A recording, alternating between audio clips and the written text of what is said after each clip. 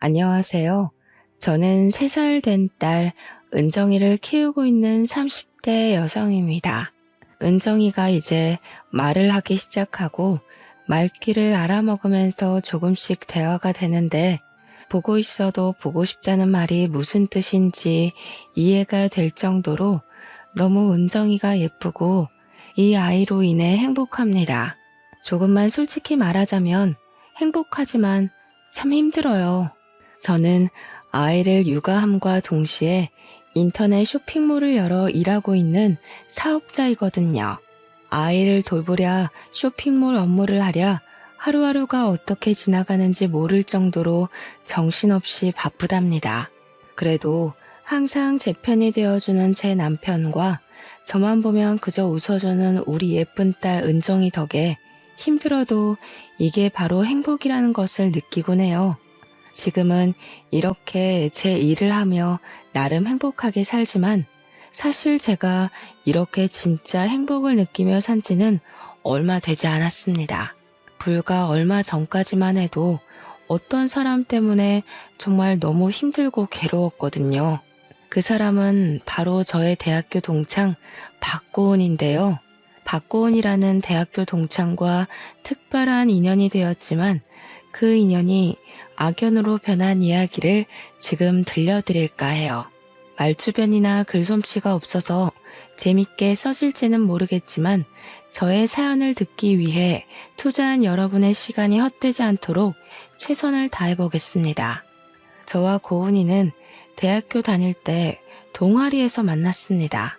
고은이는 경제학과, 저는 산업디자인학과로 과는 달랐지만 동아리 모임에서 만나 같이 밥도 먹고 술도 먹었던 사이였어요.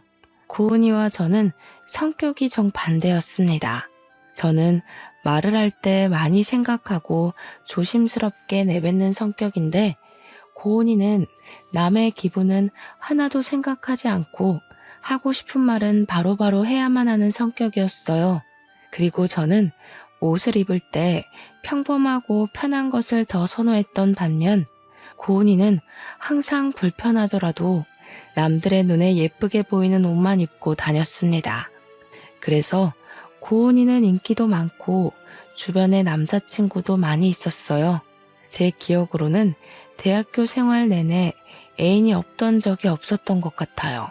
이렇게 저와 고은이는 말투부터 옷 입는 습관까지 달랐기에 동아리 활동을 했어도 엄청 친해지지는 못했습니다. 그렇게 학교를 졸업하고 고은이는 대기업에 취업했다고 들었고 저는 집 근처의 중소기업에 취업하며 그 뒤로 자연스럽게 연락이 끊겼어요. 저의 첫 회사 생활은 정말 힘들었습니다. 매일 실수해서 혼나기 일쑤였는데 그때마다 저를 위로해주고 격려해주신 과장님이 한 분 계셨어요. 그 과장님은 저보다 7살이 많고 이름은 박은호였는데 우리는 회사 업무와 관련된 이야기 외에도 사적인 이야기도 나누면서 급속도로 친해지게 되었습니다. 시간이 흘러 서로가 서로에게 이성적인 호감까지 생겼고 그 뒤로 6년 동안 사귀다가 결혼까지 결심하게 되었어요. 결혼을 준비하면서 보니 제 남편의 여동생이 바로 저의 대학교 동창 박고은이더라고요. 연애할 때 여동생이 있다는 것은 알고 있었지만 여동생에 관한 이야기를 전혀 하지 않았고 사진조차 본 적이 없어서 여동생이 제 동창 박고은이라고는 상상도 하지 못했습니다. 이 사실을 안 뒤로 저는 고은이와 종종 만나게 되었어요. 고은이는 서울에서 살며 대기업에 다니고 있었고 간간히 주식 투자를 하고 있었는데 수익이 꽤 높아 보였어요. 대기업에 주식 투자까지 하며 돈을 많이 벌어서인지 말과 행동에 여유가 있어 보이고 옷도 명품만 입고 다녔습니다. 그리고 학교 다닐 때처럼 여전히 하고 싶은 말은 반드시 해야만 하더군요. 상견례 때도 저는 열심히 알아보고 제 기준에서 좋은 식당을 골라 예약했지만 남들은 인당 10만 원은 되는 식당에서 상견례를 한다는데 너무 싸구려라는 등의 이야기를 서슴지 않고 하였습니다. 고은이가 이런 식으로 저를 은근히 무시할 때마다 기분이 썩 좋지는 않았지만 그때마다 남편이 고은이에게 크게 화를 내주어서 그냥 그러려니 하고 말았습니다. 그러다가 저의 결혼식 날이 되었어요. 저는 원래 예쁜 것보다는 편한 것을 추구하는 사람이고 사진을 찍는 것도 정말 싫어했으며 결혼식은 허례허식이라고 생각하는 사람입니다. 그래서 예쁜 드레스나 사진이 잘 나오는 웨딩홀보다는 저를 축하해주러 오신 하객들에게 맛있는 음식을 대접할 수 있도록 뷔페가 어떤지를 가장 중요시 생각하고 결혼식장을 골랐습니다. 신부 대기실에서 남편과 사진을 찍고 있는데 주인공인 저보다 더 곱게 한복을 차려입고 신부 화장급으로 화장을 한 고은이가 들어오더라고요. 가족들도 사진을 찍기에 예쁘게 보이고 싶었나 보다고 생각하며 마저 사진을 찍고 있는데 고은이가 자꾸 옆에서 저를 위아래로 기분 나쁘게 훑어보았습니다. 고은이의 행동에 거슬려서 왜 그렇게 위아래로 쳐다보냐고 했더니 드레스가 너무 싼 티가 난다고 하는 것이 아니겠어요? 그런 고은이의 말에 남편은 우리가 고른 거니 그딴 소리 하려면 그냥 나가라고 하며 화를 냈습니다. 고은이는 남편의 말에도 눈 하나 깜빡이지 않고 인생에 한 번뿐인 결혼식인데 돈이 없어서 이런 곳을 예약하고 좋은 드레스도 못 입었냐며 저희를 무시해댔습니다. 남편은 그런 고은이에게 크게 화를 내려고 했지만 그때 하객들이 오는 바람에 아무 말도 할 수가 없었어요. 결혼 사진을 찍을 때도 고은이가 제 뒤에 딱 달라붙어 서 있는데 나중에 사진을 보니 제가 신부인지 아니면 고은이가 신부인지 모르겠더라고요. 솔직히 결혼식 날 고은이의 말과 행동 하나하나가 신경에 거슬리고 짜증이 났지만 새 출발을 하는 좋은 날을 망치고 싶지는 않아서 그냥 꾹 참고 조용히 있었어요. 이렇게 어이없고 황당한 저의 결혼식이 마쳐지고 고은이는 이제 대학교 동창에서 아가씨가 되었답니다. 아가씨가 된 고은이는 제가 신혼여행을 마치고 오자마자 신우짓을 하기 시작했어요. 신혼여행 후 친정에 먼저 가서 인사를 드리고 다음날 시댁으로 갔습니다. 시댁에 갔더니 아가씨가 시부모님 옆에서 팔짱을 딱 꼬고 앉아 있었어요. 저는 그러든 말든 신경을 쓰지 않고 시부모님께 절을 하고 앉아 있는데 시부모님이 말씀하시기도 전에 아가씨가 왜 신혼여행 가서 자기한테 전화하지 않았느냐고 따져 물었습니다. 우리는 신혼여행지에 도착해서 시부모님께 먼저 전화드리고 여행 중간중간에도 전화를 드렸는데 무슨 소리냐고 했더니 시부모님한테만 전화하는 게 아니라 신우한테도 전화해야 하는 거 아니냐면서 저를 혼내듯이 이야기하더군요. 남편은 그런 아가씨에게 둘이 대학교 동창의 나이는 같아도 본인이 윗사람임을 강조하며 새언니라고 부르고 말 똑바로 하라고 했습니다. 남편의 말에 아가씨는 화가 나서 방으로 문을 쾅 닫고 들어가 버렸어요. 그렇게 들어간 아가씨는 다음날 저희가 신혼집으로 갈 때까지 방에서 나오지 않았습니다. 그 모습을 보면서 학교 다닐 때도 아가씨가 성격이 보통은 아니었지만 그때보다 더 아나모인이 된 것 같았고 최대한 아가씨와 부딪히면 안 되겠다고 생각했어요. 신혼여행을 마친 후 저와 남편은 회사에 복귀해서 바쁜 하루하루를 보냈습니다. 한 달 정도 지났을까요? 자꾸 피곤하고 몸이 이상해서 임신 테스트기를 해보았는데 제게 아기가 찾아왔어요. 그렇지 않아도 저는 아기를 빨리 갖고 싶었는데 아기가 선물처럼 바로 와주니 너무 행복했습니다. 그런데 산부인과에서 임신을 확인한 후부터 속이 너무 안 좋기 시작했어요. 정말 제 의지와 상관없이 수시로 헛구역질을 하고 음식을 생각만 해도 울렁거려 참을 수가 없었습니다. 온종일 아무것도 못 먹고 심지어 물에서도 비린내가 나서 먹을 수가 없었어요. 그러다 보니 저는 임신을 했지만 살이 쭉쭉 빠지기 시작했고 너무 힘들어서 회사를 관두게 되었습니다. 어차피 지금 회사는 복지가 좋지는 않았고 야근은 필수인 상황이라 아기를 낳고 나서 계속 다니기 어려운 상황이었거든요. 그렇게 입덧을 핑계로 회사를 관두게 되었는데 관둔 후에는 입덧이 거짓말처럼 사라졌습니다. 혼자 회사에 다니는 남편에게 미안했지만 남편은 그런 생각하지 말고 집에서 푹 쉬고 아기를 잘 키우는 데만 전념하라고 했어요. 저는 그런 남편이 편하게 회사 생활을 할 수 있도록 최선을 다해 내조하며 매일 출근 시간에 같이 일어나 아침밥을 차려주고 퇴근하고 오면 맛있는 저녁상을 차려주었답니다. 그렇게 집에서 태교하며 시간을 보내고 있는데 아가씨한테 전화가 왔어요. 요새 집에서 쉬고 있다며? 남편이 벌어다주는 돈으로 먹고 살아서 참 편하겠어. 부럽다. 집에 있으니 편하긴 해도 육아 공부도 하고 집안일도 하고 하느라 은근히 바쁘네. 넌 잘 지내지? 너? 어디서 아가씨한테 너라고 그래? 괜히 우리 엄마 앞에서 나한테 너라고 했다가 호칭 제대로 안 붙인다고 혼나지 말고 나한테 꼬박꼬박 존댓말 쓰고 아가씨라고 불러. 새언니가 혼날까봐 걱정돼서 하는 이야기야. 그리고 집에 있겠다고 너무 퍼져만 있지 말고 옷도 좀 예쁘게 차려입고 있어. 나는 결혼하고 아기 가졌다고 회사 관두고 집에서 목이 늘어난 티셔츠에 김치국물 묻은 옷 입고 있는 여자들 너무 한심해. 아기 가졌다고 관리 안 하고 집에만 있으면 안 돼. 새언니, 혹시 그러는 거 아니지? 그러다 우리 오빠 바람나. 조심해. 이보세요, 아가씨.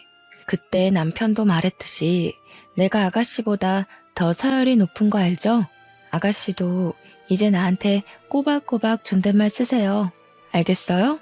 그리고 내가 집에서 목이 늘어난 티셔츠를 입든 말든 네가 무슨 상관이야? 이혼해도 내가 하고 바람을 피워도 내 남편이고 네 남편 아니니까 신경 쓰지 마. 그리고 이딴 소리 할 거면 다시는 전화하지 마. 끊습니다. 아가씨.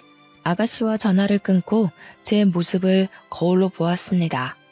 거울 속에 저는 푸석한 얼굴에 목이 늘어나고 김치국물이 묻은 티셔츠를 입고 있었는데 그런 모습을 보니 저 자신이 참 미련해 보였어요. 아가씨 말이 아예 틀린 것은 아니라고 생각하며 우울해하고 있는데 남편에게 전화가 왔습니다. 남편은 점심시간만 되면 집에서 혼자 밥을 챙겨 먹는지 확인하는 전화를 했거든요. 우울한 제 목소리에 남편은 무슨 일이 있냐고 물었고 저는 방금 아가씨와 통화한 이야기를 다 했습니다. 남편은 아주 크게 화를 내며 걔는 원래 말을 그딴 식으로 하는 애니까 너무 마음 깊이 듣지 말고 한 귀로 듣고 한 귀로 흘리라고 했어요. 그리고 임산부가 자기 몸 챙기는 것보다 더 중요한 것이 어디 있냐면서 그딴 말 신경 쓰지 말고 살이 많이 쪄도 되니까 생각나는 음식 다 먹고 마음 편히 지내라고 했습니다. 남편의 그 말이 얼마나 위로가 되던지 모르겠네요. 그 뒤로도 남편은 저에게 너무 잘해주었고 저는 꿈을 꾸는 것 같이 행복한 신혼을 보내고 있었답니다. 그렇게 행복에 겨운 나날들이 흘러 임신 7개월쯤 되었을 때 결혼 후 첫 명절을 맞이했습니다. 원래는 남편이 반차를 쓰고 오후에 출발하려고 했으나 그날따라 회사에 일이 많아 늦게 퇴근을 했어요. 그래서 명절 연휴 첫째 날 새벽에 출발해서 오전 8시 정도에 시댁에 도착을 했습니다. 시댁에는 시부모님과 아가씨가 아침을 먹고 치우고 있었어요. 아가씨는 저를 보자마자 며느리로 처음 맞이하는 명절인데 전날 와서 시부모님과 장을 보고 해야 하는 거 아니냐고 했습니다. 내가 시댁 근처에서 살면 그렇게 하겠지만 차로 2시간이나 걸리는 거리이고 어제는 남편이 회사에서 늦게 끝나서 바로 출발을 못했어. 너는 어제 온 거야? 너? 지금 아가씨한테 너? 저번에도 말했지만 이전에는 우리가 친구였어도 지금은 신우관계야. 그러니까 나한테 존댓말 써. 그리고 차로 2시간이나 걸리니까 어제 너 혼자서라도 미리 왔었어야지. 우리 엄마가 어제 혼자 장을 보느라 얼마나 힘들었는지 알아? 그건 그래. 이건 고은이 말이 맞아. 이제 둘이 서로 존댓말 꼬박꼬박 쓰고 이제 희정이 너는 우리 집 며느리가 되었으니 명절 전에 우리 집으로 와서 같이 장도 보고 하자꾸나. 우리 집은 제사를 엄청 중요시하는 집안이거든. 그래서 장도 일주일 전부터 보고 난단다. 너에게 일주일 전부터 오라는 소리는 하지 않을 테니 하루 전에는 혼자서라도 꼭 오너라. 이 사람들이 지금 뭐라는 거야? 그럼 명절 장을 보러 안 사람 혼자 여기에 오라고? 그것도 임신한 사람한테?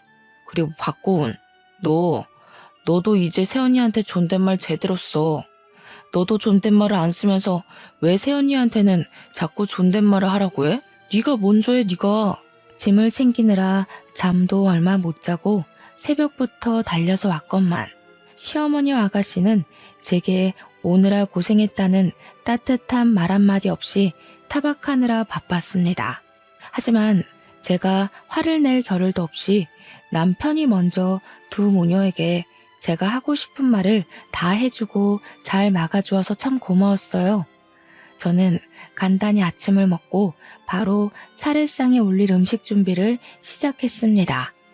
시어머니는 제게 임신했으니 거실에 앉아서 부침개를 부치라고 하셨고 어머니는 부엌에서 나물을 준비하셨어요. 남편은 시댁 화장실에 세면대가 막혀서 수리하느라 바빴고 아가씨는 어젯밤 늦게 도착해서 피곤하다며 방에 들어갔습니다. 그렇게 부침개를 부친 지 1시간 정도가 되었어요. 이제 제법 배가 나와서 그런지 앉아있는데도 허리가 너무 아프고 점점 힘들더라고요. 제가 너무 힘들어하자 남편이 저한테 방에 들어가서 누워있으라고 하며 직접 전을 부치기 시작했습니다. 저는 아직 낯선 시댁에서 혼자 방에 들어가 있는 것도 불편해서 남편 옆에 앉아 잠시 다리를 펴고 벽에 등을 대고 쉬고 있었어요. 그러고 있는데 아가씨가 방에서 나왔습니다. 아가씨는 어떻게 이제 막 결혼한 사람이 첫 명절에 와서 일할 생각은 하지 않고 남편한테 부침개를 부치게 하냐고 뭐라고 했어요. 아가씨가 하는 말을 들은 시어머니도 옆에 와서 한 소리 거들었습니다. 결국 저는 두 모녀의 상화에 아픈 허리를 붙잡고 남편과 둘이서 부침개를 부쳤어요. 시어머니는 남편은 쉬고 저 혼자 부침개를 부치는 것을 바라는 것 같았지만 남편이 완강하게 자신이 부치겠다고 하니 별다른 소리를 하지 못하고 옆에서 우물쭈물하다가 부엌으로 들어가 버렸습니다. 혼자서 할 때는 정말 힘들었는데 남편과 같이 하며 이런저런 이야기를 하니 재밌기도 하고 그리 힘들지도 않더군요. 생각보다 부침개를 부치는 일이 일찍 끝났고 같이 뒷정리를 하는데 아가씨가 벌써 오후 1시라며 배고프다고 하였습니다. 아가씨가 제게 밥상을 차리라고 해서 남편이 마저 뒷정리하고 저는 부엌에 들어가 반찬거리를 꺼내고 있었어요. 어머니는 제가 부침개를 부칠 동안 남편이 좋아하는 갈비찜과 해물탕을 끓여 놓으셨더라고요. 수저를 놓고 찌개를 놓고 밥을 푼 다음에 시아버지와 아가씨를 불러서 다 같이 식사를 하기 시작했습니다. 저는 갈비찜을 원래 그다지 좋아하지 않았는데 어머니의 갈비찜은 참 맛있더라고요. 그래서 맛있게 고기를 먹고 있는데 아가씨가 제 얼굴을 빤히 쳐다보고 있었습니다. 새언니, 살쪘네. 얼굴이 아주 달덩이야, 달덩이. 몸도 불어서 굴러가겠어. 새언니 입덧해서 밥 못 먹는다더니 순뻥이었네. 내가 같은 여자로서 이야기하는데 임신했다고 막 먹으면 안 돼요. 그래서 여자들이 임신하고 출산하면 다들 예전 몸매 못 찾고 항아리 몸매 되는 거예요. 알겠어요? 갈비찜 같은 고기류 말고 나물 같은 거 많이 먹으면서 관리 좀 해요. 새언니가 돼지처럼 뚱뚱해지면 같이 다니기 쪽팔려서 어떻게 다녀? 지금 내가 먹는 갈비찜이 아까워서 그러세요? 내가 먹으면 뭐 얼마나 먹었다고 기분 나쁘게 그런 말을 하세요. 갈비찜을 엄청 먹던데요. 갈비찜은 집에서 뒹굴뒹굴하는 언니 말고 회사에서 열심히 일하는 오빠가 먹어야지. 안 그래요? 그리고 아무리 집에 있어도 옷이 그게 뭐야? 그 옷 어디서 샀어요? 어디 가는 것도 아니고 집에 있는데 그냥 편한 옷 입으면 되지. 뭘 그리 물어요? 이거 아울렛에서 샀어요. 왜요? 아울렛? 그 10,000원, 20,000원 쓰레기 옷 파는데? 아니, 우리가 이제 갓 30살인데 아울렛 같은 데서 옷을 사면 어떡해요. 좋은 옷 좀 사 입고 해요. 아, 언니는 일 안 하고 오빠는 월급이 적어서 좋은 옷을 못 사 입나? 그러게, 임신했다고 회사를 관둬버리면 어떡해? 한심하게. 야, 너는 지금 그게 할 소리냐? 그리고 너 새언니가 회사 관두고 싶어서 관뒀어? 아기 생겨서 잘 키우려고 관둔 거잖아. 그리고 집에서 뭘 입고 말든 네가 뭔 상관이야? 신경 쓰지 말고 너나 잘해. 아가씨는 식구들이 다 있는 자리에서 제 외모와 옷에 대해서 지적하기 시작했고, 화가 나서 한 소리 하려고 했지만 저보다 남편이 더 심하게 화를 내는 바람에 아무 말도 할 수 없었습니다. 시어머니는 아가씨의 말에 수긍하며 시댁에 올 때는 옷을 깔끔하고 좋은 것으로 입고 오라고 하셨어요. 동네 사람들 보면 창피하다면서요. 갈비찜을 먹다가 달덩이라는 소리를 듣고 제 옷이 쓰레기 옷이라는 소리를 들으니 너무 기분이 나빴습니다. 남편이 저 대신에 크게 화를 내긴 했지만 입맛이 뚝 떨어지더군요. 갑자기 소화도 잘 되지 않고 속도 불편해서 밥을 거의 먹지 못했습니다. 그렇게 불편하고 화가 나는 식사가 마쳐지고 상을 치우려고 하니 남편 본인이 설거지한다고 하며 싱크대 앞으로 갔어요. 그 모습을 본 아가씨는 아까 부침개도 오빠가 부치더니 설거지도 오빠가 하느냐며 뭐라고 하더군요. 그런 아가씨의 말에 남편은 누가 하면 어떠냐고 하며 설거지를 하기 시작했어요.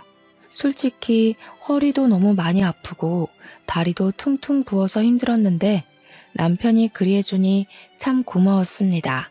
저는 남편이 설거지할 동안 상을 닦고 반찬을 냉장고에 넣으며 뒷정리를 하고 과일을 깎았어요.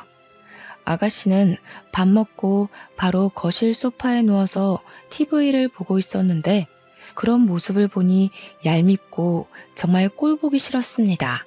그래도 괜히 말 섞고 하면 더 스트레스만 받으니 그냥 그러려니 하고 있는데 아가씨가 제게 콜라를 가져다 달라고 하는 게 아니겠어요? 저는 지금 과일을 깎고 있으니 직접 갖다 먹으라고 말했습니다.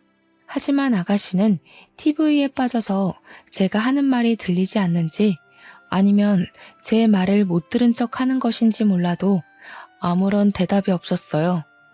그런 모습을 본 시어머니가 제게 얼른 콜라를 가져다 주라고 해서 어쩔 수 없이 갖다 주었는데 손이 미끄러져서 아가씨가 입고 있던 하얀 운동복에 콜라를 쏟아버렸습니다. 야, 이 옷이 얼마짜린지 알아? 100만 원짜리야. 그런 옷에 콜라를 쏟아버리면 어떡해? 그러게, 누가 집에서 100만 원짜리 운동복 입고 있으래요?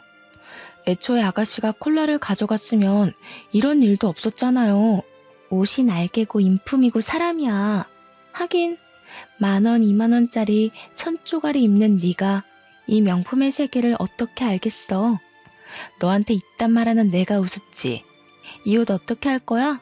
됐다. 그냥 네가 이 옷 입어. 야, 도대체 새언니한테 뭐 하는 짓이야? 그만 좀 해. 넌 도대체 왜 이렇게 사람을 못 잡아먹어서 안달이니? 진짜 더는 너랑 같이 한 장소에 못 있겠다.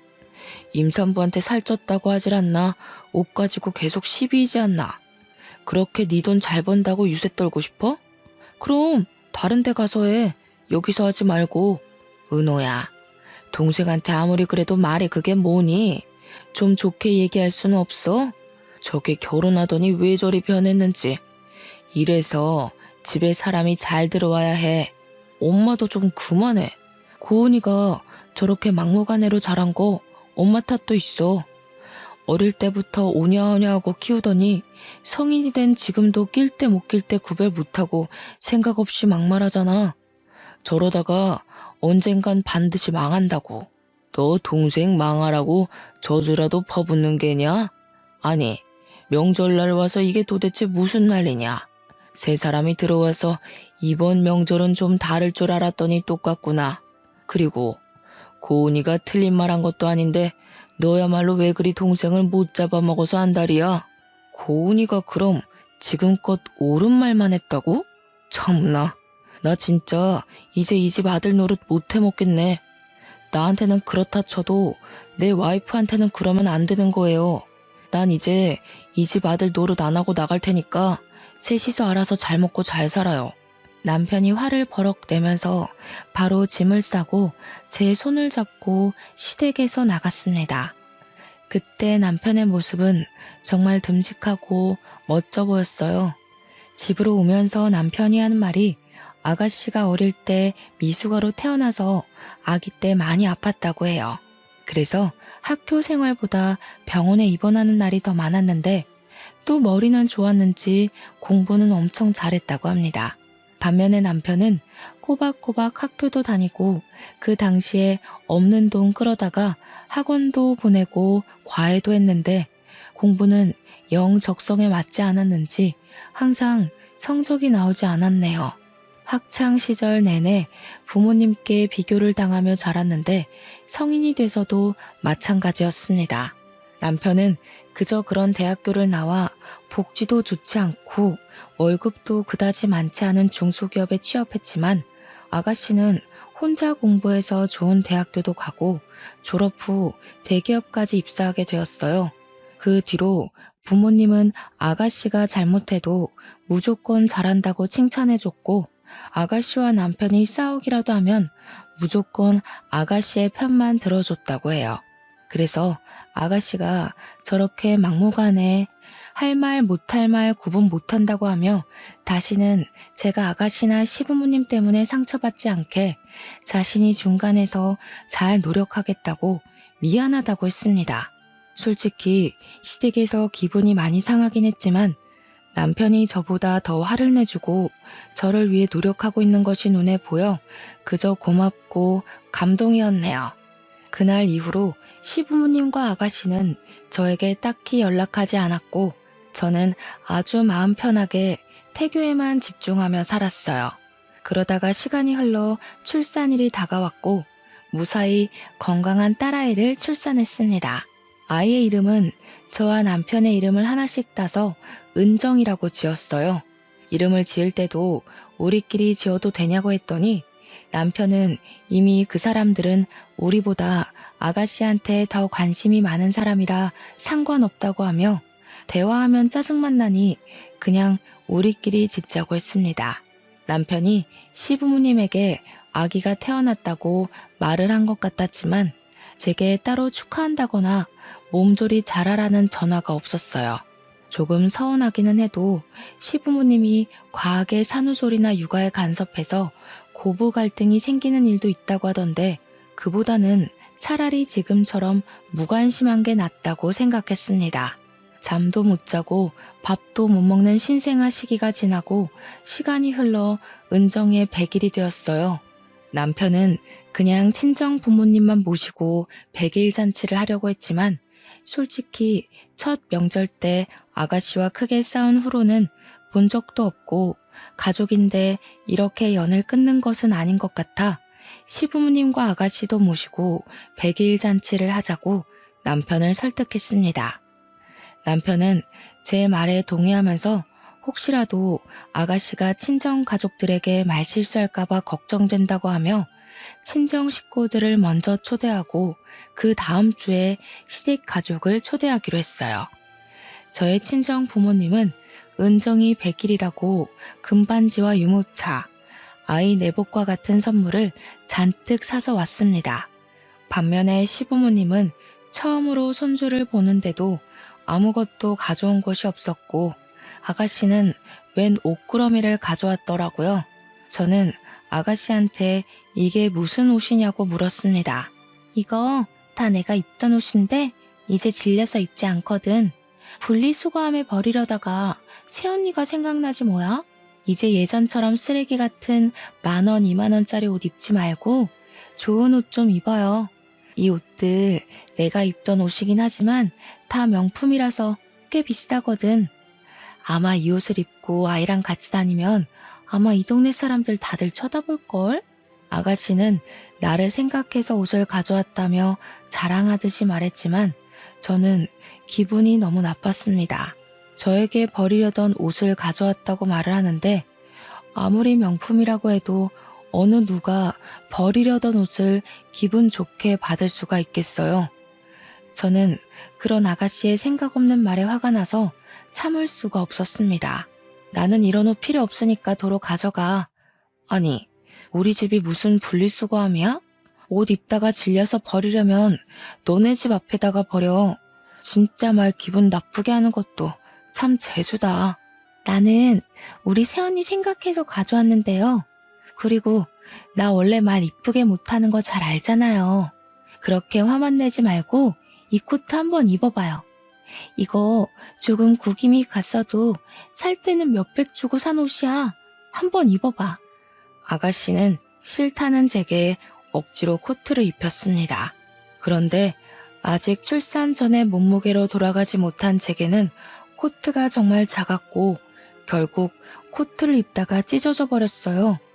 이 옷 엄청 크게 나왔는데도 새언니한테는 작나 봐요. 아이고, 우리 새언니 다이어트 좀 해야겠다. 이 옷도 안 맞으면 다른 옷들도 다 안 맞겠다. 이 옷들 버리기는 아까우니까 다 열심히 살 빼고 입어요. 내가 옷을 잘 관리 못해서 그렇지 다 명품이야. 다 하면 아마 1,000,000원은 나올 거예요. 지금 이게 뭐 하자는 거야? 내가 언제 이딴 명품 옷 필요하대? 나는 이런 옷 필요 없으니까 쓰레기들 가지고 당장 나가. 당장. 예. 너는 고은이가 너 생각해서 옷을 가져왔는데 그거로 왜 그리 소란이니? 그냥 살 빼고 입으면 되지. 네가 살쪄서 못 입는 거를 왜 고은이 탓을 해? 지금 아가씨가 저를 생각해서 이 옷을 주는 것으로 보이세요? 일부러 작은 옷 가져와서 저 곤란하게 하려고 이러는 거잖아요. 엄마도 고은이도 다들 너무하네. 그래도 집사람이 가족이라고 해서 마음에 내키지도 않는데 집에 초대했는데 어떻게 사람들이 가면 갈수록 더 안아모인인지. 다들 나가요. 그리고 고은이 너는 네가 가져온 쓰레기들 그대로 다 들고 나가라. 하나라도 놓고 가면 가만 안 둬. 남편은 시부모님과 아가씨를 집에서 쫓아내버렸습니다. 그 뒤로 남편과 저는 시댁 식구들과 1년 정도 아예 연락하지 않았어요. 명절 때도 은정이 돌잔치 때도 시댁 식구들에게 연락하지 않았고 시댁 식구들도 우리 가족에 대해 크게 궁금해하지도 관심을 두지도 않았습니다. 저는 저와 남편 그리고 은정이와 생활하는 것이 좋았지만 한편으로는 우울했어요. 은정이가 돌 지나고 어느 정도 제 마음의 여유가 생기면서 저도 일을 다시 해보고 싶었거든요. 그래서 은정이를 어린이집에 보내고 일을 구해보려고 했지만 이 동네는 어린이집이 많이 없어서 지금 당장 보낼 수도 없는 상황이었습니다. 저는 집에서 돈을 벌 방법을 찾다가 요새는 재택 온라인 부업이 많이 있다는 것을 알게 되었고 제 나름 공부를 하며 온라인 쇼핑몰을 열게 되었어요. 위탁 판매를 하는 것인데 집에서 큰 돈은 아니더라도 소소한 아기 과자값을 벌 수 있을 것 같더라고요. 그래서 공부를 하며 쇼핑몰에 제품을 하나둘씩 올리기 시작했고 한 달에 순이익이 20만 원에서 30만 원 정도는 나오게 되었습니다. 큰 돈은 아니었지만 남편은 집에서 가만히 있는 것보다는 이렇게 조금이라도 버는 게 어디냐며 저에게 대단하다고 해주었어요. 남편의 적극적인 지지와 응원 덕에 이거 말고도 다양한 온라인 부업에 도전하게 되었고 한 달에 집에서 100만 원 정도를 벌 수 있게 되었습니다. 적은 돈이지만 집에서 은정이를 돌보며 돈을 번다는 것 자체가 너무 좋았고 재밌었어요. 이렇게 소소하게 돈을 버는 재미로 살고 있는데 대학교 선배한테 전화가 왔습니다. 자신이 아는 분이 회사를 차리셨는데 산업 디자인과 출신의 프리랜서를 찾고 있다며 한번 일해볼 의향이 있냐고 물어보더라고요. 출퇴근할 필요는 없고 집에서 일하며 건당 돈을 받는 것이었는데 금액이 꽤 높았습니다. 이 일을 하려면 잠을 줄이고 쉬는 시간 없이 틈틈이 해야 하기는 했지만 그동안 해왔던 부업들과 함께하면 한 달에 집에서 꽤 큰 돈을 벌 수 있겠더라고요. 그러던 중 남편도 더 크고 좋은 회사로 스카우트가 되어 연봉이 대폭 상승하였습니다. 남편이 다니던 회사를 퇴직하고 퇴직금을 정산받던 날 남편은 저를 백화점에 데리고 갔어요. 그러더니 여자는 좋은 옷을 입고 좋은 가방을 매야 하는데 자기가 돈을 많이 벌지 못해서 명품 옷 한 벌 못 사준 것 같아 미안하다고 하며 저에게 명품 옷 몇 벌과 명품 가방을 사줬습니다. 확실히 명품은 재질이 다르고 정말 고급스러워 보이더라고요. 그러나 은정이와 함께 다니면 이런 옷이 오히려 불편해서 저는 그 옷을 고스란히 장롱 안에만 넣어두고 있었습니다. 저는 집에서, 남편은 회사에서 우리의 편하고 행복할 미래를 꿈꾸며 일했어요. 잠자는 시간을 잊을 정도로 아주 열심히 했고 정말 피곤했지만 그래도 참 행복했답니다. 그렇게 1년 정도가 지났어요. 남편과 저는 시댁에 여전히 연락하지 않고 있었습니다. 그러던 어느 날 주말에 집에서 쉬고 있는데 시어머니가 남편에게 전화했어요. 얼핏 들어보니 아가씨가 결혼할 사람이 생겨서 다음 달에 상견례를 한다고 하며 꼭 나오라는 것입니다. 그리고 결혼할 사람이 꽤 잘 사는 집 아들이라 고급 레스토랑에서 상견례를 하니 옷도 최대한 잘 입고 오라고 했어요. 남편은 마지못해 알겠다고 하고 끊었고 잠시 후 제게 백화점에 가자고 했습니다. 남편은 저를 데리고 명품관으로 가서 저에게 잘 어울리는 명품 옷 몇 벌과 가방, 신발까지 샀어요. 남편 역시 명품 정장을 몇 벌 샀고 은정이 옷도 명품으로 샀습니다. 이 명품 옷을 입고 상견례 때 아가씨가 더는 무시하지 못하게 하자고 했어요. 드디어 한 달 뒤 상견례 날이 되었습니다. 시부모님과 아가씨는 먼저 레스토랑에 자리를 잡고 있었고 아직 남자 쪽은 아무도 오지 않았어요. 거의 2년 만에 만난 시댁 식구들은 이전과는 다른 우리 가족의 옷에 다들 놀란 표정이었습니다. 그동안 살아온 이야기를 들어보니 아가씨는 얼마 전에 잘 다니던 대기업을 관두고 전업 주식 투자자가 되었더라고요. 원래 경제학과를 전공하기도 했고 주식 투자를 부업으로 꾸준히 하고 있던 터라 꽤 수익이 잘 나는 것 같았습니다. 그러면서 또 남편과 제 앞에서 돈 자랑을 해댔습니다. 근데 새언니는 도대체 어떤 돈이 있어서 명품 옷과 가방을 다 샀어요? 그 구두도 꽤 비싼 브랜드의 것인데 설마 오늘 상견례 온다고 집 팔고 온 것은 아니죠? 새언니는 백수에 오빠는 그저 그런 중소기업 다니는데 이거 지금 다 사려면 몇 달치 월급일 텐데 저희가 집을 팔고 오든 말든 신경 쓰지 마시고 아가씨 상견례나 잘하세요. 그깟 돈 좀 잘 번다고 유세는. 뭐라고요? 지금 말 다 했어요? 그동안 며느리 도리도 안 하고 살아도 가만히 있었는데 그런 우리한테 고맙다고 말은 못할 망정. 말하는 꼬락서니 하고는. 인터넷이나 다른 기사들 좀 보세요. 새언니처럼 며느리 도리 안 하면 욕먹어요. 그래도 나나 우리 부모님은 아무 말도 안 했잖아요. 그러면 감사하다고 기어들어야 하는 거 아니에요? 참나 기가 막혀서. 앞으로 아가씨나 며느리 도리 잘하세요. 아시겠어요? 저와 아가씨의 목소리가 더 커지려는 찰나 아가씨와 결혼할 사람과 그의 가족이 들어왔습니다. 상견례 자리의 분위기는 화기애애했어요. 잘 사는 집이라 그런지 오가는 예물이나 혼수, 예단의 금액대가 어마어마하더라고요. 결혼할 날짜는 앞으로 3개월 후로 정하고 상견례가 맞춰졌습니다. 그 뒤로 2달 정도가 지났어요. 늘 그래왔듯이 집에서 일하고 있는데 아가씨한테 전화가 왔습니다. 무슨 말을 하려나 싶어 전화를 받아보니 아가씨가 제게 제발 한 번만 만나달라고 했어요. 솔직히 만나기 싫었지만 목소리가 평소와는 달라서 무슨 일인지 궁금했어요. 어린 은정이를 데리고 나가려면 너무 힘들어서 그냥 우리 집으로 오라고 했습니다. 아가씨는 예전과는 다르게 명품이 아닌 쓰레기 옷이라고 부르던 아울렛 옷을 입고 집으로 왔어요. 얼굴도 푸석해졌고 얼굴도 울상인 것이 이전과 많이 달라 보였습니다. 저는 아가씨한테 결혼 준비로 바쁘고 행복할 예비 신부가 왜 이런 꼴로 나타났냐고 물었어요. 사실 파혼당했어요. 예비 남편 놔두고 다른 남자랑 바람을 피우다 걸렸거든요. 완전히 내 잘못이기에 웨딩홀 예약한 거며 집 계약한 거며 그 위약금 다 내 돈으로 물고 위자료까지 냈어요. 그런데 문제는 주식 투자를 잘못해서 그동안 모은 돈도 다 잃어버렸어요. 그래서 지금 돈 한 푼도 없는데 돈 좀 빌려주실 수 있을까요, 새언니? 저번에 보니까 명품 옷 입는 거 보니 돈 잘 벌던 것 같은데 부탁할게요. 돈? 설마 내가 지금 돈을 빌려줄 것으로 생각하고 여기에 이렇게 나타난 거야? 내가 돈이 어딨어요?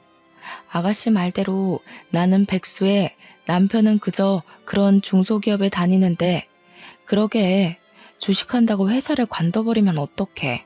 한심하게. 나는 먹고 죽으려고 해도 돈은 없어요. 내가 입던 옷들은 있는데 그 옷 드릴까요? 잠시만요. 저는 불편해서 잘 입지 못하고 장롱에 고스란히 모셔두었던 명품 옷들을 다 가지고 나왔습니다. 아가씨는 생각지도 못한 명품 옷을 보며 이것이 다 어디서 난 것이냐고 하며 놀라더라고요.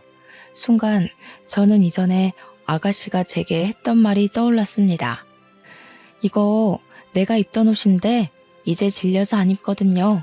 분리수거함에 버리려고 했는데 마침 딱 아가씨가 나타났네. 우리 아직 30대인데 쓰레기 같은 10,000원, 20,000원짜리 아울렛 옷 입지 말고 좀 좋은 옷 입어요. 이 옷 다 하면 아마 1,000만 원은 아니더라도 그 비슷하게는 나올 거예요. 저는 은정이 100일 때 아가씨가 저한테 했던 말을 그대로 해줬습니다. 아가씨는 제 앞에서 손을 부들부들 떨며 화가 엄청난 것처럼 보였어요. 그 모습을 보니 꽉 막힌 속이 뻥 뚫린 것처럼 아주 통쾌하고 시원하더라고요. 네가 예전에 나한테 했던 말인데 기억나니? 그때 내가 얼마나 기분 나빴는지 알아? 너도 한번 똑같이 당해봐. 그리고 나는 너한테 빌려줄 돈 따위는 없으니까 다시는 이런 일로 나 찾아오지 마. 아니 그냥 내 눈앞에서 평생 나타나지 마. 너만 보면 짜증나니까. 당장 이 집에서 나가. 안 나가면 경찰 부를 거야. 아가씨는 분노에 가득 차서 아무 말도 하지 못하고 집을 나갔습니다. 그날 저녁 남편과 제가 집에 있는데 시어머니가 저한테 전화했어요. 전화하자마자 하나뿐인 신우가 그렇게 힘들다고 난리인데 어떻게 새언니가 돼서 도와주지도 않고 쫓아내냐고 했습니다. 그러면서 제가 이 집의 며느리가 되면서 하루도 조용한 날이 없다고 하며 제가 문제아라는 식으로 말했어요. 남편이 옆에서 그 소리를 듣고 저의 전화를 빼앗아서는 고은이 걔가 일 저질러 놓고 왜 우리한테 돈을 찾냐고 했습니다. 우리는 걔한테 돈을 빌려줄 이유 하나 없으니 다시는 연락하지 말고 지내자고 했어요. 그렇게 남편은 전화를 끊어버리고 제 핸드폰에서 시어머니와 아가씨의 번호를 차단했습니다. 그 뒤로 시댁 가족들은 저나 남편에게 연락이 없었고 우리 3명이 아주 행복하게 살고 있답니다. 나중에 우연히 들은 이야기인데 지금 아가씨는 살던 집을 팔고 시댁에 들어가서 살고 있대요. 그런데 파혼도하고 큰 돈을 날려 정신적 충격이 너무 커서인지 매일 술만 찾고 있고 시댁 동네의 아가씨에 대한 좋지 않은 소문이 순식간에 다 퍼졌다고 해요. 그래서 시부모님은 그리 자랑스럽게 여기던 아가씨 덕에 동네에서 얼굴도 못 들고 살고 있다고 합니다. 여기까지가 대학교 동창과 가족이 되었지만 끝내는 악연이 된 저의 이야기입니다. 이번에 아가씨와 이런 일을 겪으면서 사람 일은 아무도 모른다는 생각이 들었어요. 그렇게 사람들에게 인기도 많고 나름 잘 나가던 사람이 순식간에 몰락하는 것을 보면서 저 역시 그럴 수도 있으니 말과 행동에 항상 조심해야겠다고 다짐하곤 합니다. 요새 저와 남편은 둘 다 하는 일이 잘 풀리고 있어 나름 만족스럽고 뿌듯한 하루하루를 보내고 있답니다. 참, 여기 사연에서 보면 시부모님이나 신우와 갈등이 있을 때 중간에서 모른 척하는 남편 때문에 힘들어하고 속 터져하는 사연이 참 많던데 제 남편은 그러지 않아 주어서 너무 고맙네요. 저에게 큰 행복을 준 남편에게 이 자리를 빌려 고맙다고 말하고 싶습니다. 제가 시댁복은 없어도 남편 복과 자식 복, 일 복은 있는 것 같아요. 세상에서 제일 예쁜 딸, 언제나 제 편이 되어주는 남편, 그리고 집에서 저의 적성에 잘 맞는 일까지 하게 되었잖아요. 앞으로도 하루하루 감사하며 열심히 살아가겠습니다. 글솜씨가 부족한 저의 사연을 끝까지 들어주신 여러분께 진심으로 감사드리며 모두가 행복한 일만 가득하기를 바랍니다.